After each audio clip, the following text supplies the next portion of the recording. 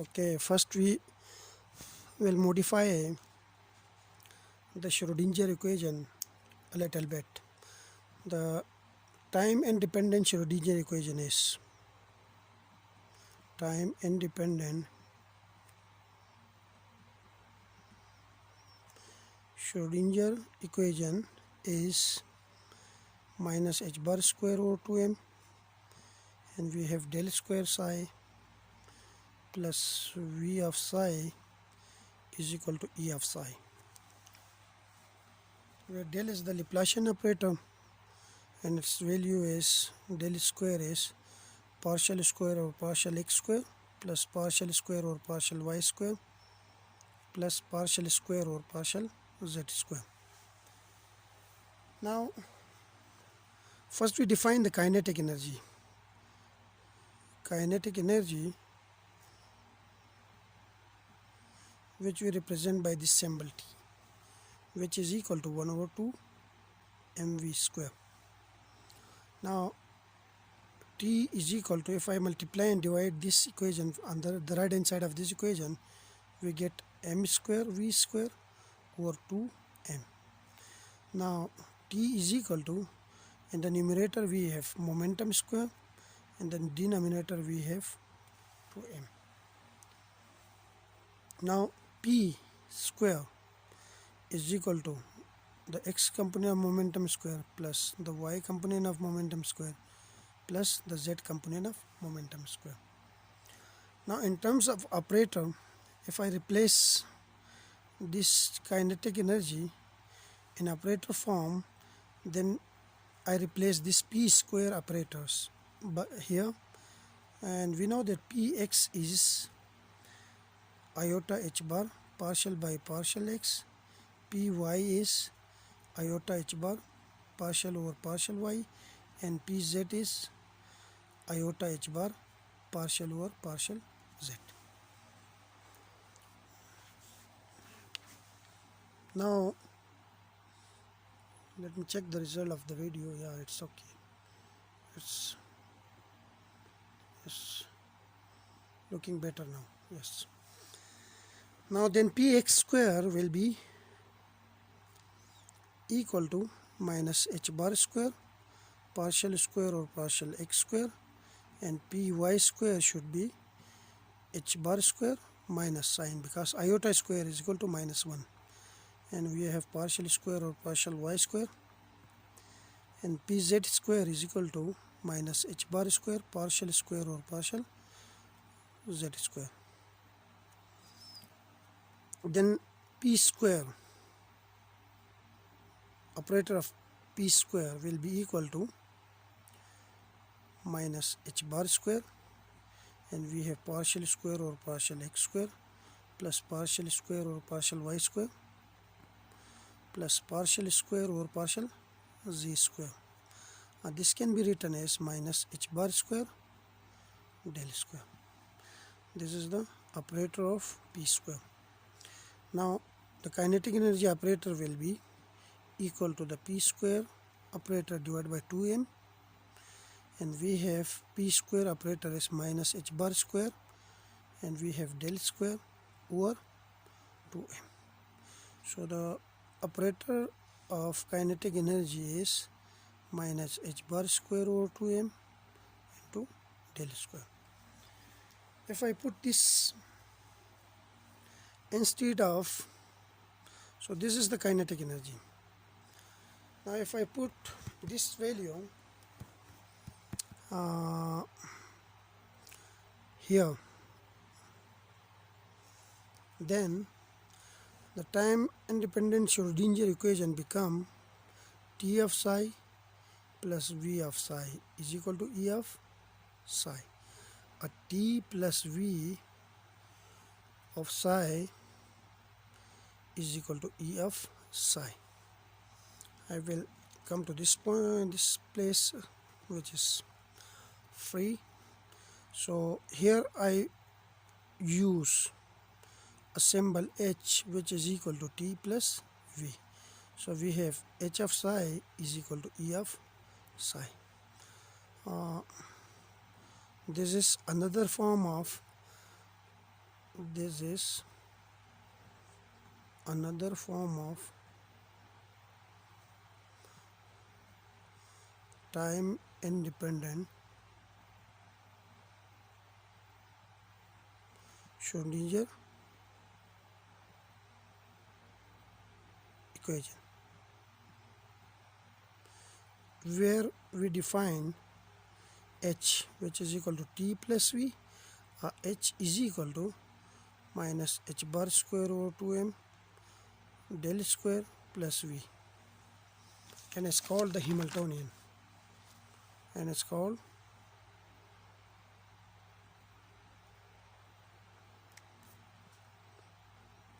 Hamiltonian.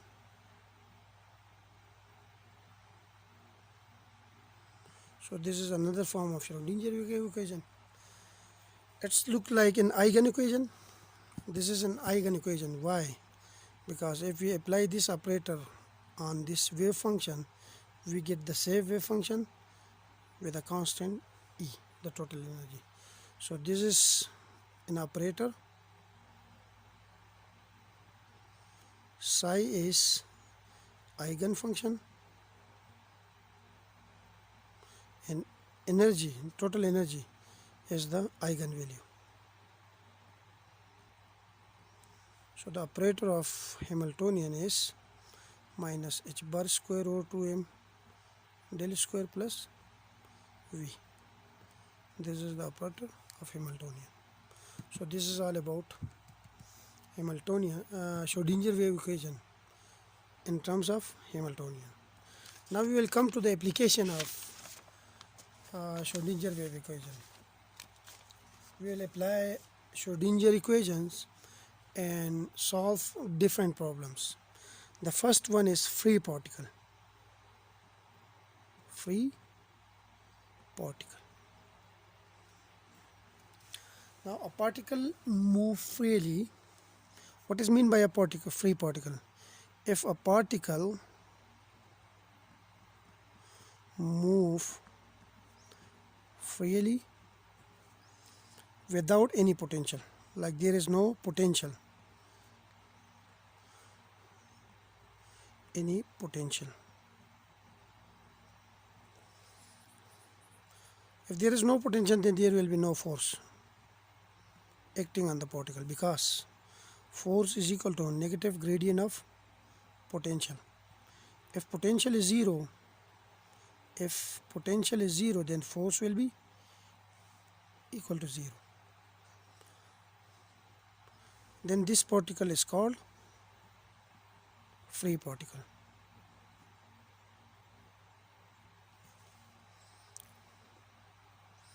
Since now the time independent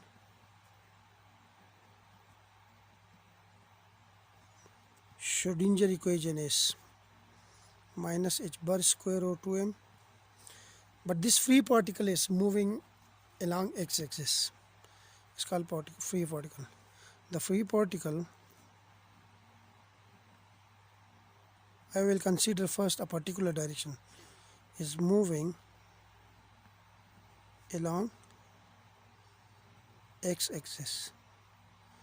Then the Schrodinger equation for this free particle will be minus h bar square over 2m partial square or partial x square, because the particle is moving along x-axis, plus psi plus v of psi is equal to E of psi. But since potential is zero for free particle, therefore we can write this equation as minus h bar square over 2m, and we have partial square psi over partial x square is equal to E of psi. We can write this equation as h bar square over 2m partial square psi. Now psi is a function of x only, because the particle is moving along x direction. So if it is a function of x only, then we replace this partial derivative by total derivative. So we have d square psi over d x square plus E of psi is equal to 0, where psi is a function of x component of the Cartesian coordinate. Now this equation can be written as d square psi over dx square plus I multiply and divide. I divide this equation throughout by 2m over h bar square. Then we have 2me over h bar square psi is equal to 0. Now here I put instead of this factor I replace it by k square is equal to 2me over h bar square. Then the value of k will be equals to 2me over h bar. This h bar is outside of this square root. From where we got this relation, I will derive this for the case of we have a relation I already mentioned in my lecture notes. So yes, why I put 2me over h bar square is equal to k square, and here we have k, this k is the wave vector. As we know that k is equal to 2 pi over lambda, the wave vector is equal to 2 pi over lambda. In terms of momentum, like lambda is equal to h over p. So if I put it here, we get k is equal to 2 pi p over h. This can be written as p over h bar, because h bar is equal to h over 2 pi. It's the reduced Planck constant. Momentum p is equal to square root of 2 me. So if I put it in above equation, then we get k is equal to 2 me square root over h bar. Now why we put momentum is equal to 2 me? Because we know that total energy E, which is equal to kinetic energy plus potential energy, but potential energy is equal to 0, so we have only kinetic energy, which is equal to 1 over 2 mv square. Our total energy is equal to divide and multiply and divide the right hand side by m. We have m square v square over 2m. Now in the numerator we have p square, and the denominator we have 2m. From this we can write p is equal to 2m e square root. So that's why I put it here, and we finally get the value of k, which is this one. From this we can write k square is equal to 2me over h bar square. So that's why I replace this quantity by this k square. So I think this is okay. Now if we rearrange this factor, we